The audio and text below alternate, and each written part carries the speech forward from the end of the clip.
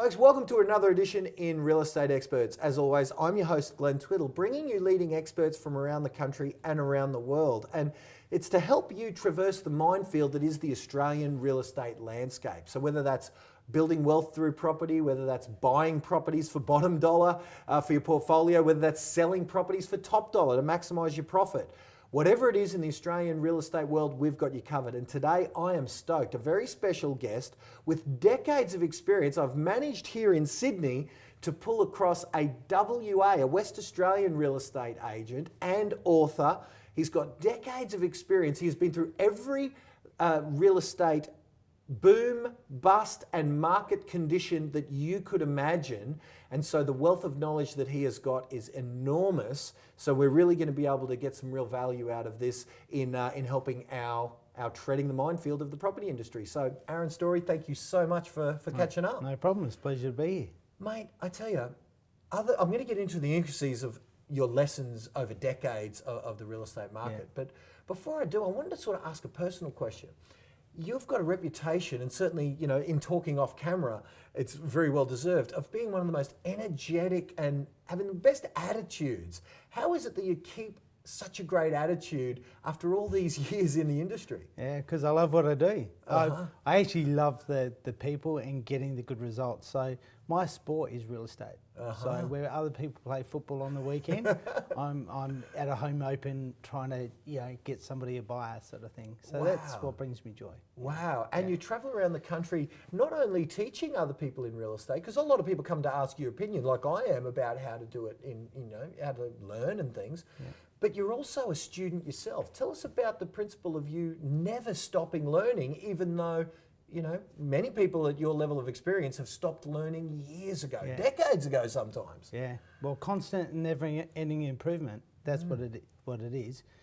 Real estate, you can get stuck in a rut, and you can do one day, 20 years in a row, but you've got to learn from each day and try to get a bit better, for the next one. So, I'm actually loving the space that I'm at the moment. I can actually, read people a lot more than I used to in my early days, type of thing. Wow. But yeah, it's a game.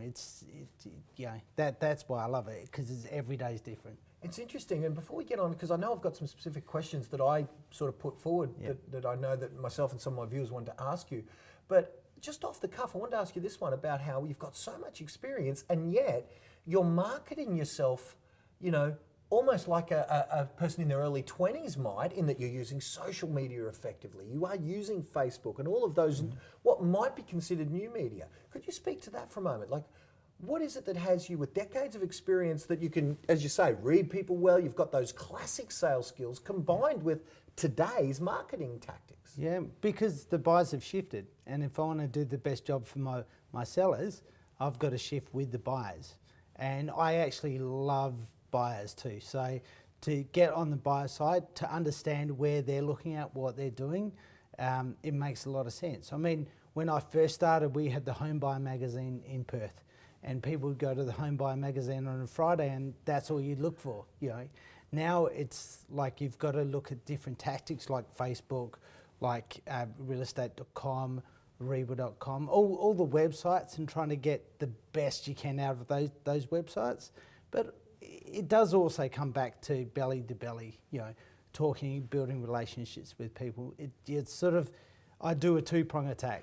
I like the new stuff, but I've still got the old stuff behind it. Wow, I love it, mate. Yeah. Best of both worlds. Yeah. So the first question I wanted to ask you was really around, I had a viewer ask me about some of these sites where consumers can maybe sell it themselves. I don't know if they've sort of filtered over to WA, Definitely. but if there they are there, okay, cool. So it's on that note that comes, is the role of the real estate agent still necessary when we've got some sites like this where a seller can do it themselves? Yeah. Oh, well, look, anyone can sell real estate themselves, and these days they've got the paperwork. Even though it's not 100%, they can probably print signs off and they can do all that stuff themselves. So they can think they're saving money by not using a real estate agent. But the reason you use a real estate agent is to get the best out of the market and the best out of buyers. Our job is to find the right buyer for the property And that might not be the first buyer that comes along, that might be the 10th buyer that comes along.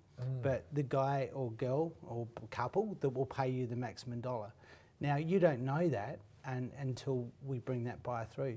But one of the big things I harp on about, and I never sell my own property, is because of third party. Right. So you, when you're selling, because you've got a bunch of Yeah. properties you've bought and sold over Yeah. your career, Yeah. you don't sell your own properties for you? I've sold one in my career out of loads. Yeah. You know? And the reason I do that is because you need a third party, regardless. You know, so in a lot of cases, I've used other agents. I've known that I could probably do a better job, but I wouldn't have that third party. Wow. So you know, the question is, you know, you pretend you're selling your home, Okay. and I'm coming in as a buyer. I say, Glenn, that's a really nice place. How much would you take? Yeah, oh mate, 500,000. That's my house. You take 5? Yeah. Great, excellent. Let's do it. See, you think you've just I got my asking price, mate. You've That's got awesome. your asking price, and you've saved probably agent's commission. Yeah. So Yeah. I'm up. What would that be? Maybe 10 grand. Yeah, but I was thinking I'd have to pay $530 for this place, and I've just saved that straight off, no negotiation. If an Okay, agent, so how should that have been negotiated? well, So say I'm, I'm the buyer Yeah. now, Yeah. and I say let's roll reverse Yeah, now. yeah, Okay. for sure. So now you're my agent, and I'm saying, okay. So look, I really like the place. I don't know how much do you think the owner will accept, bud? oh look, I know they want to sell. It's it's got 500,000 on the internet, I think, doesn't it, Yeah. or something like that? Yeah, yeah. I really don't know how much they take. We have to write an offer and take it to them and see how we go. So, what sort of offer are you looking to put in? Well, look, yeah, I mean, it says there offers at around the 500,000, or I can't remember how it was worded, but yeah, look, let's 490. Great. Let's go with 490. No problems. I'll always write the initial offer, you know, because a lazy agent won't. A lazy agent will go, oh no, they've got to, you know, have 500,000. But Okay, so we write up 490. yeah, There you go. 490. Yep. Now we've sold the property at 490. We're only talking about the difference between what the agent wants and what the buyer's prepared to pay. But the main thing is, by that time, the way I set it up is that I've probably got other people that are interested in the property. Then I would be calling back the other interest and saying, look, are you still interested? Do you want to put an offer in? If I have 2 or 3 offers on the property, the price changes dramatically. It stops being seller against buyer and it starts being buyer versus buyer. And that makes a huge difference when you negotiate. So they're not actually trying to get you down, they're trying to buy the property. So I've heard about your prowess in negotiating. Yep. So that's we've touched on this now. I want to delve further Yep. because there's very few agents with this skill. So I would suggest, if no matter where you're watching, folks, finding an agent with this sort of skill. I don't know what you call that system, but I know it's a unique system that you do, pitting buyer against buyer. What then would you say to me with my offer of 490 to respectfully, I suppose, without blowing me out of the water, Yeah. get me to pay more? Well, basically, I would take it back to the owners, or I might ask before I take it to the owners if that's your best offer, you know. And I will always. There's a process that I follow when I write offers up. I won't reveal all my secrets, but I've trained a lot of other agents, Yeah. and I look at the way they write offers up, and I think, oh my God, you've just missed some crucial points, you know.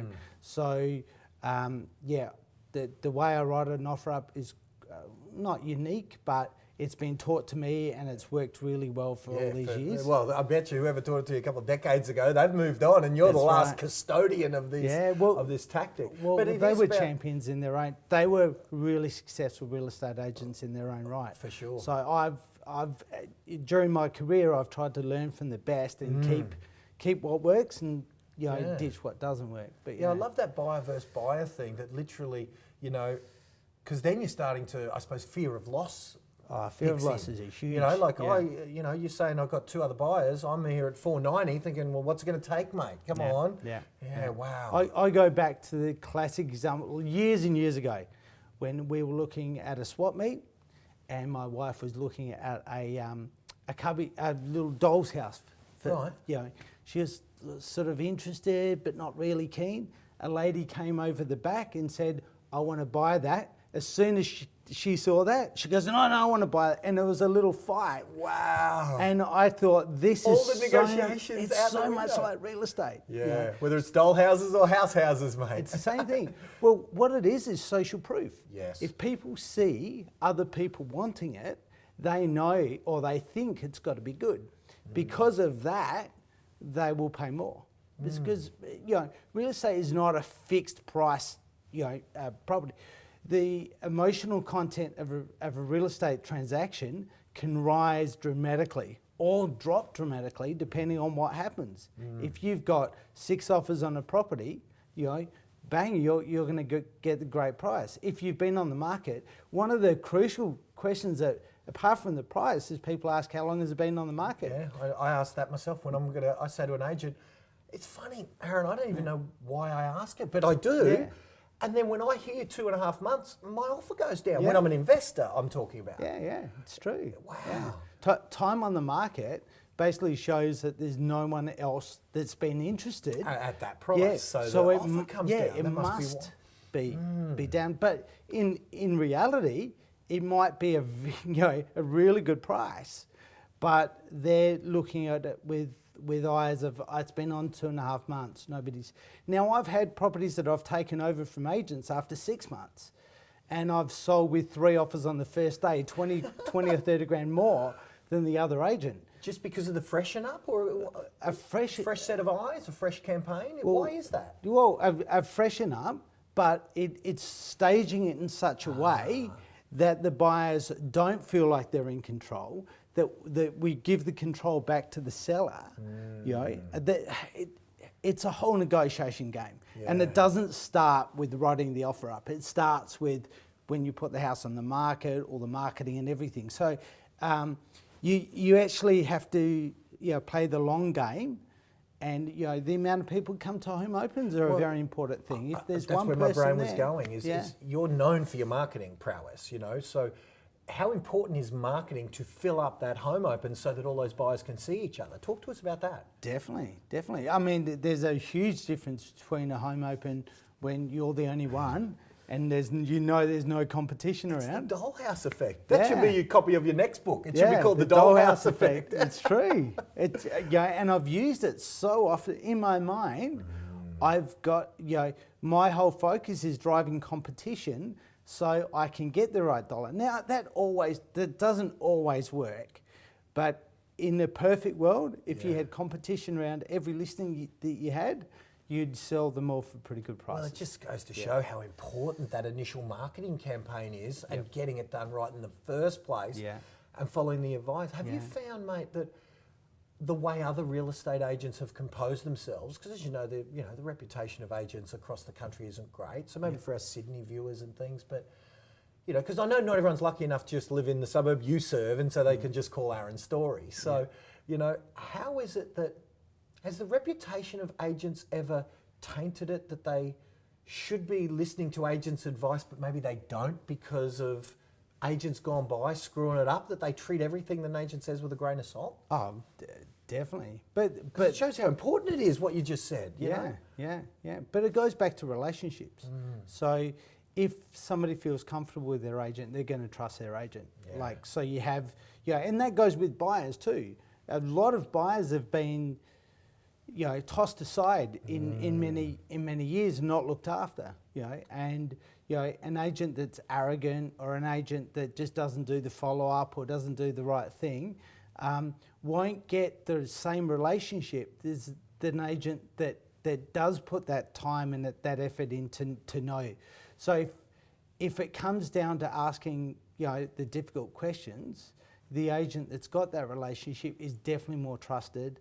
But look, there's a lot of real estate agents around Australia. We know that probably the top 10% you know, sell 80% of the properties. And they're the ones to be on the lookout for. Yeah, So that's 9 out of 10 of them, you've got to find ways to find the 1 out of 10 that's the Aaron Storey of any given area. Yeah, So, cool, and it's mate. not the guy that drops in the letterbox for your appraisal next week. Yeah, that's right. Cool, mate. So I guess that leads to my next question, mate, is how do we choose the 1 in 10 versus you got 10 out of 10 saying they can do it, and we've just established that maybe it's 1 out of 10 that is literally capable of doing what you've just described. Yeah. How do we find the 1 in 10? Yeah. Well, it's like everybody knows the analogy of fishing. I'll use that as a simple analogy. But not all agents are the same. Not all fishermen are the same. Yeah. You know? I go fishing and I probably won't catch anything all night. Yeah, I'm horrible, mate. Yeah, but a guy next door to me that's been fishing for 20 years will be pulling up 20 fish in the same spot. You know, he'll be knowing when to pull, what bait to use, what hook to use, everything. So imagine yourself like the fish are like offers, and we're fishermen.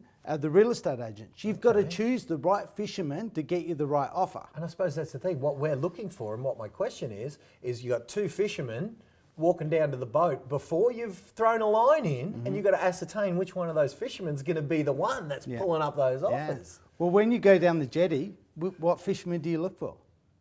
Well, I suppose... actually, it's interesting. I'd look for the one with the biggest bucket because he knows that he's about to fill that sucker up. Well, the biggest bucket or the guy with fish already. That's a good point, So yeah. I actually say because I sell roughly, you know, in a 15-minute radius. I don't go miles away. So I get a lot of people ask me, oh, can you come sell my property? And I'll refer them to other agents. Right, okay. So you stay on your jetty. I like to stay in my part of the river. Fishing hole. Yeah, I know the tides. I know the people coming in. I love the analogy, mate. Yeah. But like I say to people, you've got to firstly find someone that sold a bunch of properties in the area. Right. So don't just find someone in a nice suit that drives a nice car. Right. They've got to have the results. And generally, I've got guys in each area that I know of because the good guys stay around for a while. So you guys all know each other. Yeah, got it.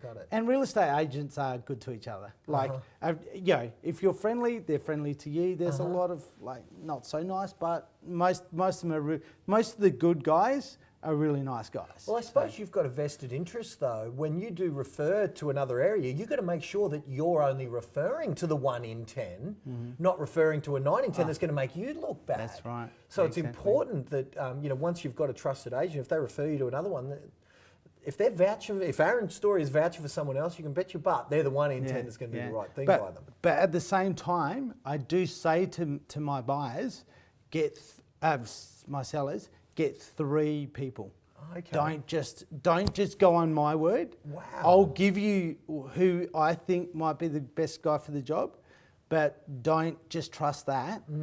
Get a few opinions because there's a number of reasons. You've firstly got to work at a price, and we vary so much in price. You know, agents will vary. You know, $100,000 in price. In price that we might quote. I was going to ask you about that. Is how does that happen? How can one piece of stock have some agents say it's worth $100,000 more than another agent might say? I was going to ask you about. Is now the right time to talk about that? Oh, we can talk about that anytime. Yeah, let's talk about that.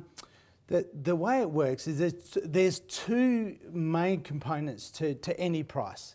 I call it the bankable price. So it's the first part is a price that the valuer should give you. Okay. It works on comparative data. It works on just general things that are happening in the market, but it's all historical. Valuers are 3 months behind the curve. Right. But there's also an emotional content to every property, and that's why some properties can vary. Some properties don't. You can see there's been a bunch of 3.2s sell, and they've got that comparison, and there's nothing special about that property, so it's probably going to be in that range. But then there's other properties that blow your socks off or are very different and out of the park. And because that emotional content is very high, that it can vary that price a lot. Now that's a part that a valuer can't look at. But as agents, our job is to get the most out of that emotional connection.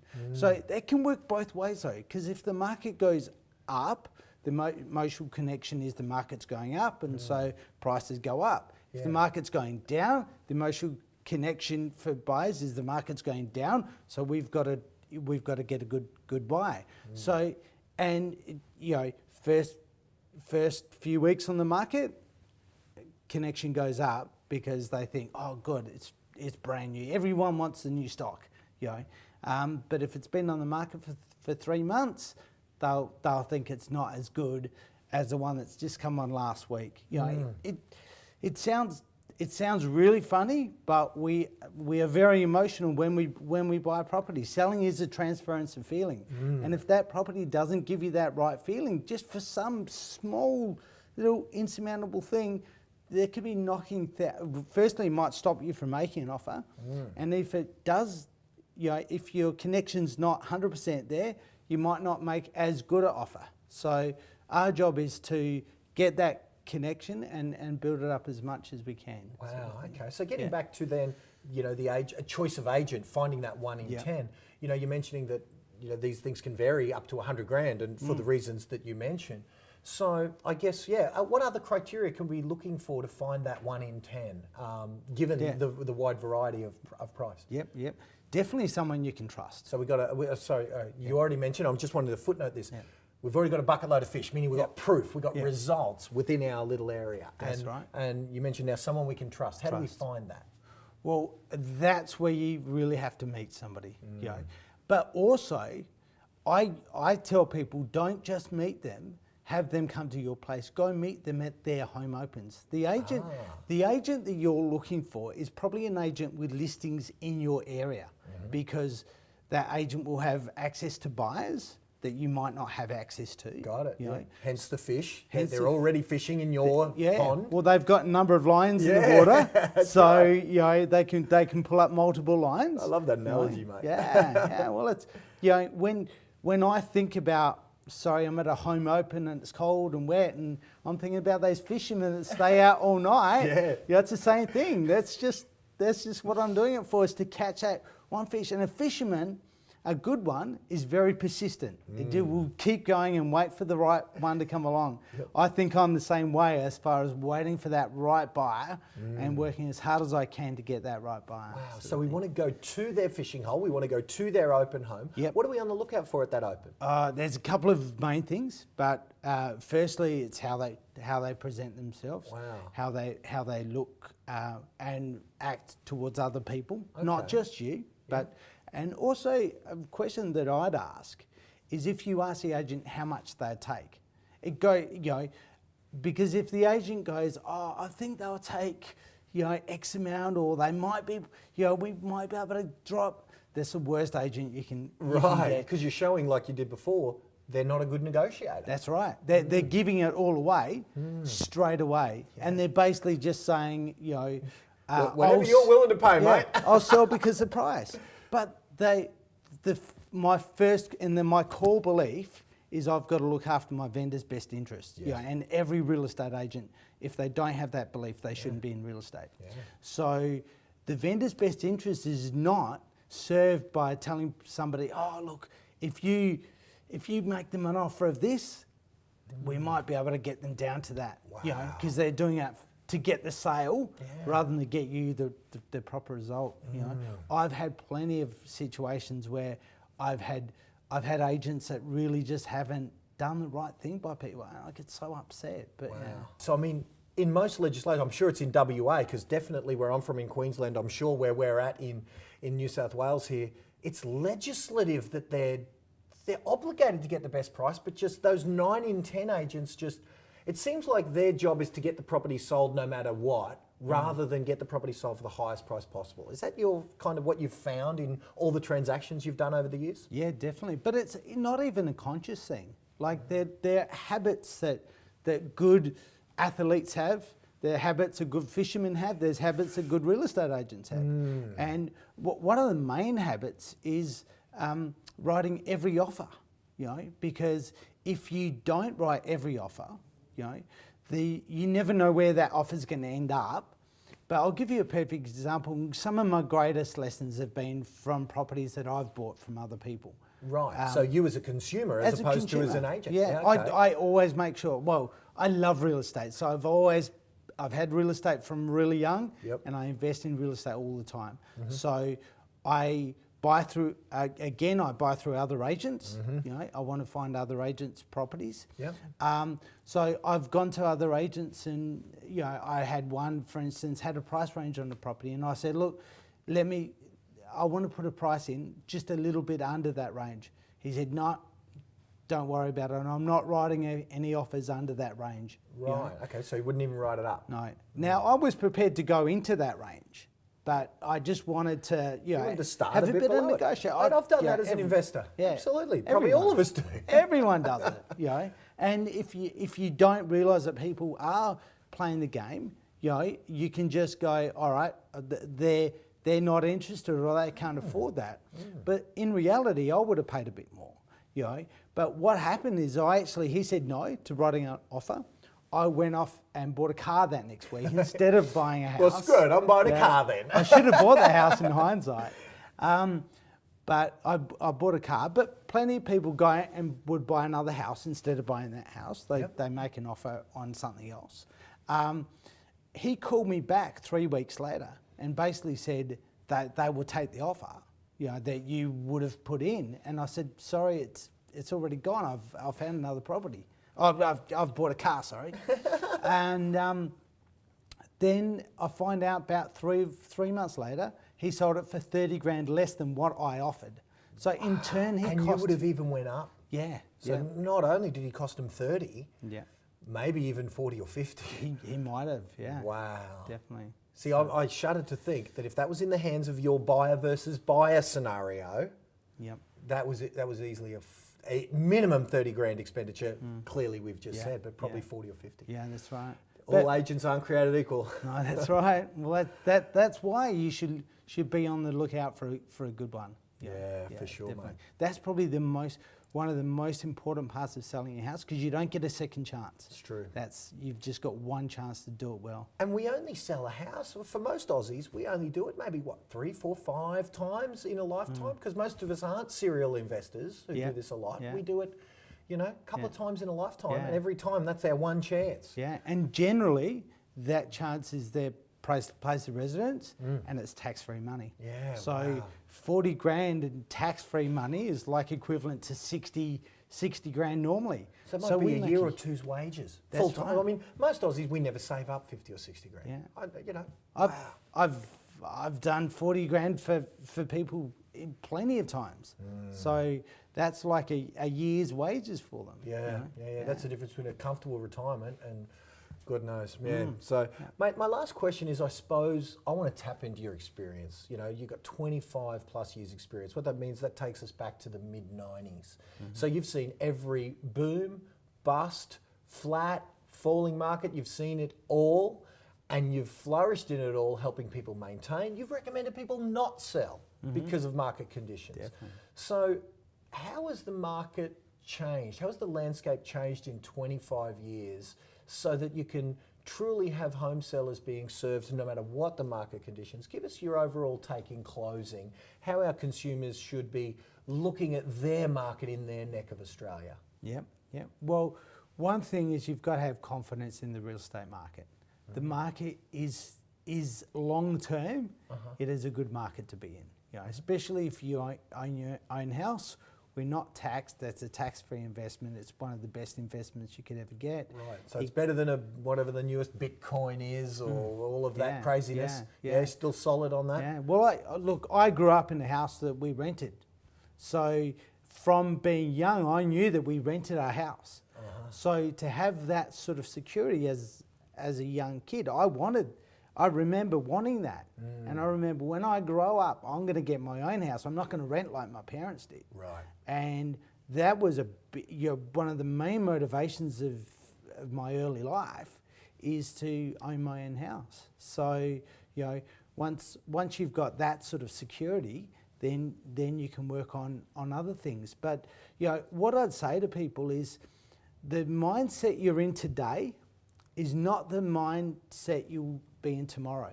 So the market, you might think, I remember we had the opportunity to buy our next door neighbour's house. A lovely, when our first daughter was born. And I'm actually seeing, she's 18 now. And, but when she was born, 18 years ago almost. Wow. My next door neighbour came up and they said, well, would you like to buy my house? I'm moving. And we bought it for $100,000. Wow. Now, I remember saying to my wife, that in 20 years' time, this house is going to be worth $500,000. Now, there's no way. She thought I was crazy. Wow. That happened in a space of about 5 years. Yeah. So we just went boom. Wow.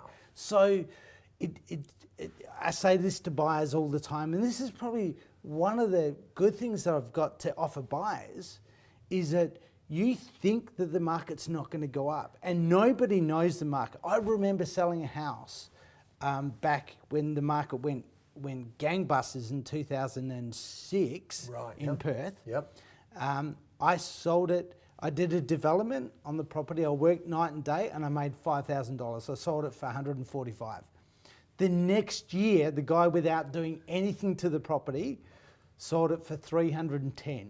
Wow. Right? Doubled his money without doing anything. And I thought that if I don't sell it now, the market could drop. So I'm in the market all the time, and I don't have a clue. Anybody that tells you they've got an idea does not have an idea. Wow. I often wonder, are we going to be, because that's almost a universal experience. I look at my first house that I bought when I was in my early 20s, around that 100 mark. And I think, wow, I wonder if it's everyone that says wherever they grew up, wished they'd have bought. I wonder if 18-year-olds today are going to be wishing they are buying here in Sydney.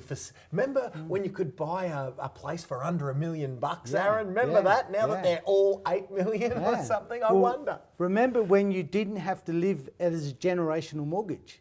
So that's where we're going to next. So in other countries, a mortgage that gets handed on. Handed on. Wow. Yeah, because you cannot afford to own a house in your lifetime. Wow. You have to pass it on to the kids that will get it. So the next generation is probably going to be the generation that has to have mum and dad buying a house for them to own a house. You'd have to be very good in the next generation to earn $1 million and own your own house. Wow. I mean, I know you guys in Sydney are a little bit different, but still you've got huge mortgages. And you'll be paying those mortgages for the rest of your life. Now is an opportunity that you can actually probably still get into home ownership, and you could probably pay it off in your lifetime. But if you don't, that's okay. Your kids will pay it off. But there will be a stage in Australian real estate where it will have to be paid through the super or paid. Generational mortgages are a common thing around the world. Wow. Yeah, fascinating, mate. Well, it's been awesome just tapping into your experience. Congratulations on the book. I understand, the book's going well. So can I get cheeky and offer a copy or two to our crew out here? Definitely. No Nice, guys. Shoot to the website there. We'll hit Aaron up for a copy or so. He is selling them on Amazon. So you could go to Amazon and buy one, but look, grab a copy with our compliments. But mate, anyone that wants one, I'll give them one. Oh, there you go. See, the nice guy real estate, mate. Congratulations on the career. It's so amazing to see someone as enthusiastic today as the day they started, mate. Congratulations, sir. Thank you. Thanks very much. Pleasure, mate. Until next time, folks, for Real Estate Experts, for Aaron Storey, I'm Glenn Twiddle. Bye for now.